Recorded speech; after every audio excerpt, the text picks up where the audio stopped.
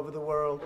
So this was a natural, and having you be signing and doing the agreement today. So in 72 years, they've done 2 agreements, and we've done 2, as you know, in a period of a month. And I will say, because of your leadership and because of the fact that you are leading the way, we have many countries in your region, in your part of the world, that will be very quickly signing up also. They frankly would have been here today if we wanted it to happen, but we'll be signing others. And this can really lead to peace, real peace, in the Middle East for the first time. We've taken a very different path. You could say it's a back door, but I call it a smart door, not a back door. I call it a smart door. And this was a vision that I had a long time ago, and we had some incredible representatives. And I want to thank everybody here because your representation was brilliant. We watched over the years as we were criticized for going this path, and it just all came together. And now the same people that criticize, well, they'll find something else to criticize us. But we have other things happening that are very good, equally as good, very important, worldwide, very, very important. But it's an honor to have you here, and say hello to your family and your brother and all of those people that we so respect. Thank you very much. As we say in Arabic, shukran, Mr. President. We are humbled to represent a nation which is only 48 years old, but full of hope and wants to attract more hope in our region.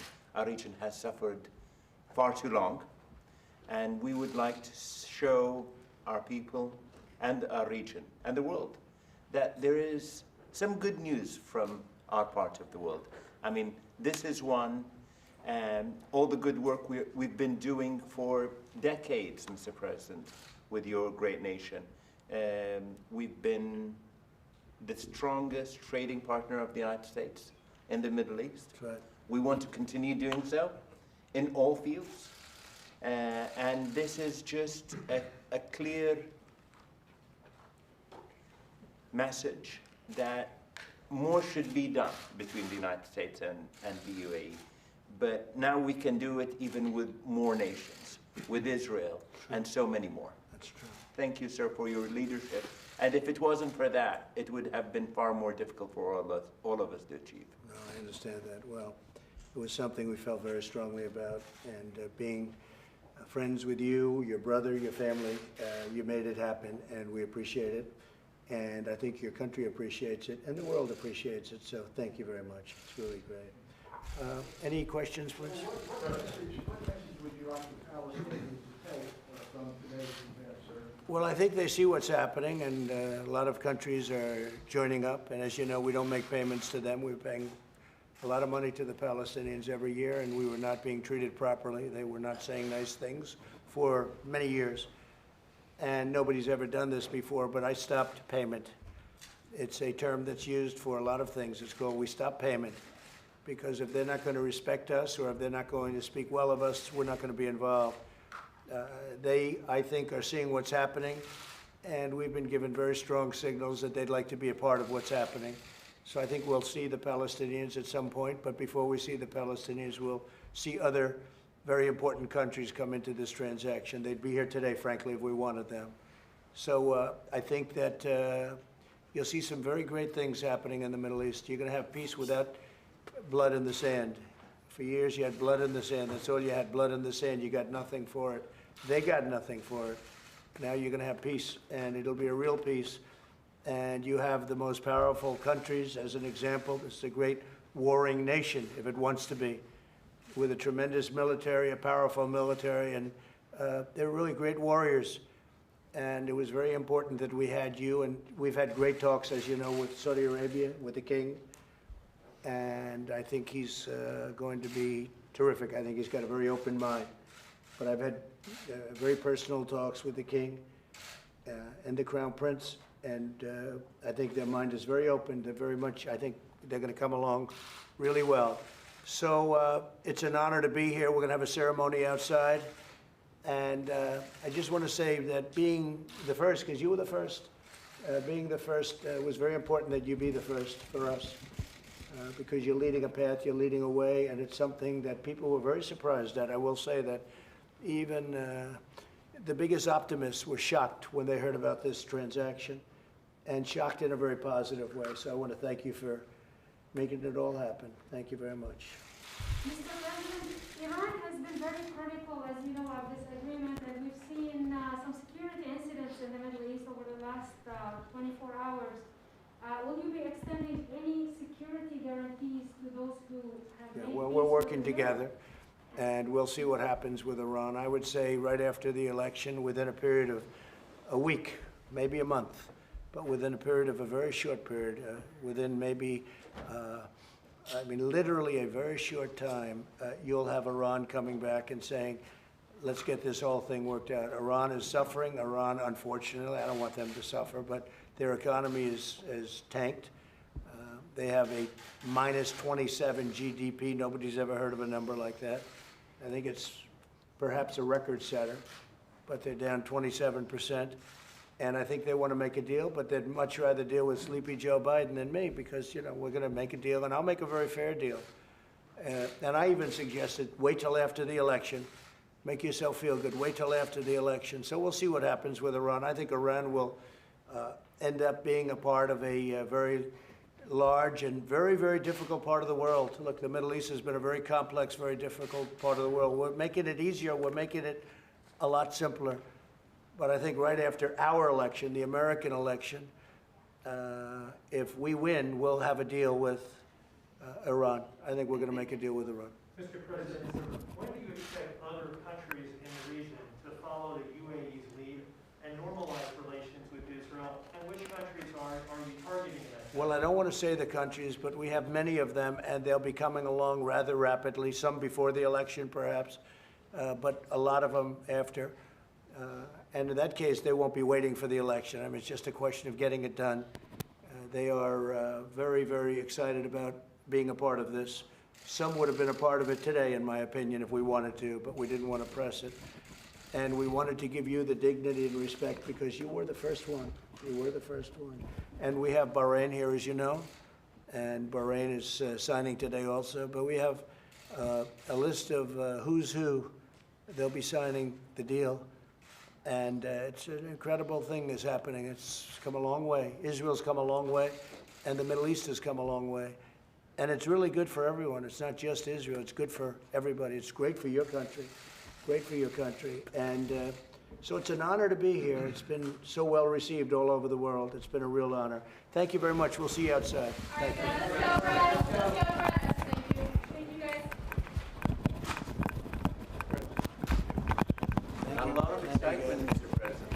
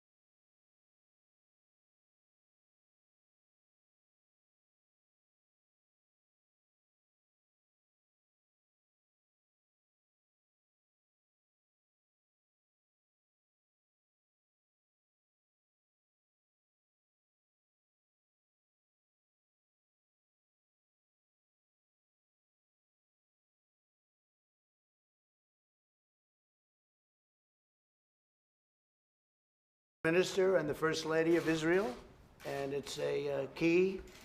We call it a key to the White House, and it's a key to our country and to our hearts. And you've been an amazing leader for a long period of time, and this is, in many respects, the big day because this is something that's very special. And we just left UAE and Bahrain. We're going to meet outside in a ceremony. And it's just a very important event, and it's an honor to have you with us, baby. Thank you very much. Thank you, Mr. President. And I have said, and this is true, that you have the key to the hearts of the people of Israel because of all the great things you've done for the Jewish state and the Jewish people. So thank you. Thank you very much. Fantastic. And we look forward to being outside. Yes, please. Any questions? President, this is a great event. This is a great event, and these are tremendous achievements. We know that Israel is getting a lot. What is Israel giving back for this? This is the Israeli press that wants to chip away at this. Well, I think what really Israel is getting, I think what Israel is getting and what we're all getting, but what Israel is getting more than anything else is peace. They're going to have peace.